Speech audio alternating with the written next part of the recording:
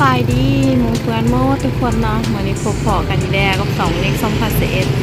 เมื่อนี้เฮาสิมาซื้อเกาจีแสบเนาะของอัตตปือพี่น้องเอ้ยพี่น้องอาหารเกาจีแสบของอัตตปือเฮาสิมาซื้อเกาจีกินเบิ่งบรรยากาศก็เนาะพี่น้องบรรยากาศยามเช้าบรรยากาศย่ำเช้าพี่น้องแดดอ่อนๆ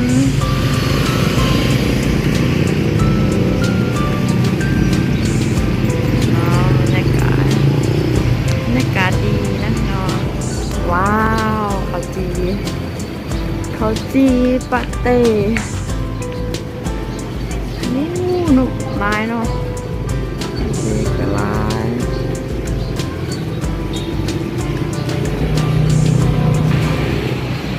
สบายดี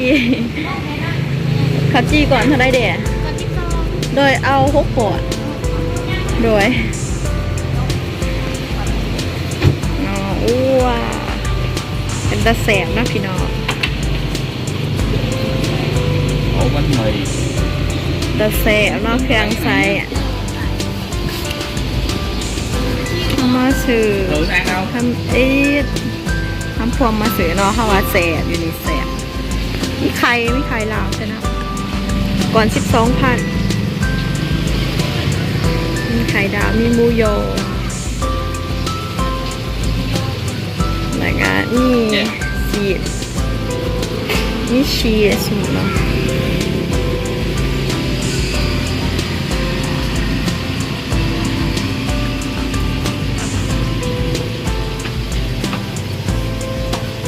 ไหวเนาะทุกคนสำนักนะเด็ดต่อกันเลย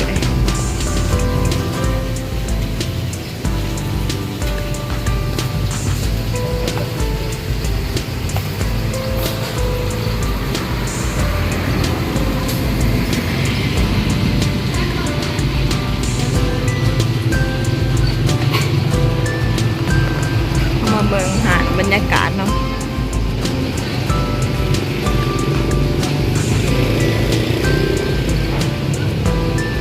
เบิ่งหากันเนาะบริคล้ายแต่กับจีบปะเต๋นะขนมเป้าตัวนี้ขนมเป้า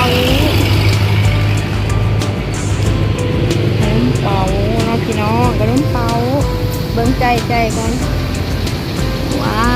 วใจจะแสบ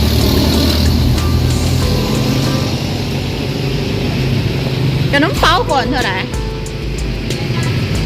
ฮะ8,000ขนมเป้าก่อน8,000เนาะเอา2 ก่อนให้เด้อมีขนมน้ำแล้วก็เอากะจีเป่า10,000กะจีเสือด้วยโอ้หอนนอนอยู่เนี่ยว้าวขนมก็มีเป็นจะแสบ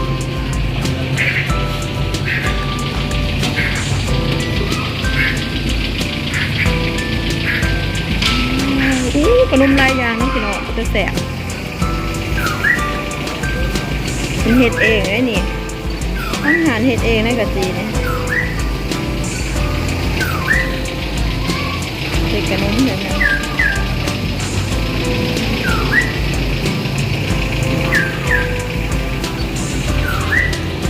จะแสบนะขนมทำเขาจะเป็น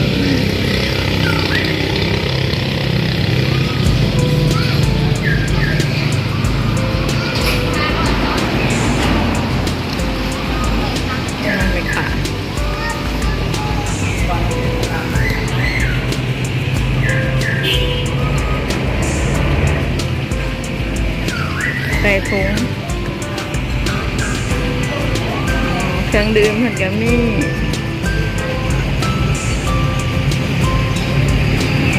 ขนมกะลายาเนาะเครื่องลายยามีนุบมียังครบเบิดขนมค่ะแม่บรรยากาศตะหากนี้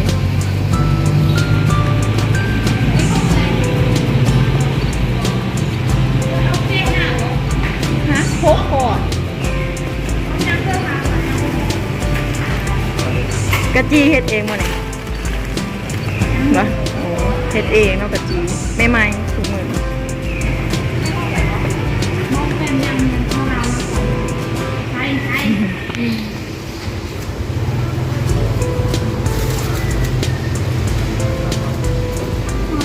เอามาก่อนก็น่าเอาเงินไอ้เพชรก่อน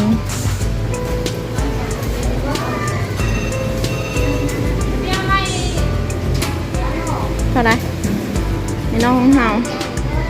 กระน้ำเปาช่องก่อนกะจีเปา10,000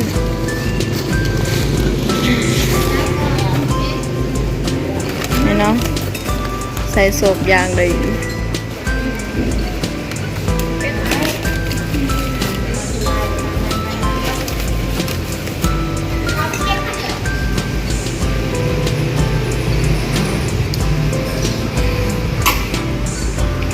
ใจ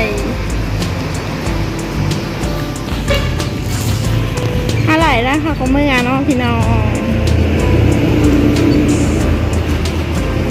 แขกหลายปจีแสบเห็นไหมทุกมื้อเฮ็ดเองเนาะพี่น้องหลายแขกเวียดแขกจีนอาสะพี่น้องสำหรับขนมเปาเฮาซื้อมาเนาะพี่น้องใส่นั่น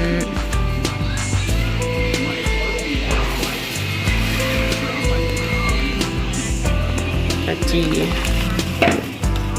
ว้าวใส่ทั้งไหน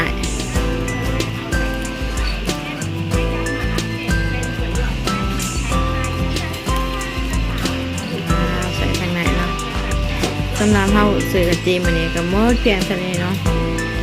ฝากกดไลค์กดติดตามเด้อพี่น้องบ๊ายบาย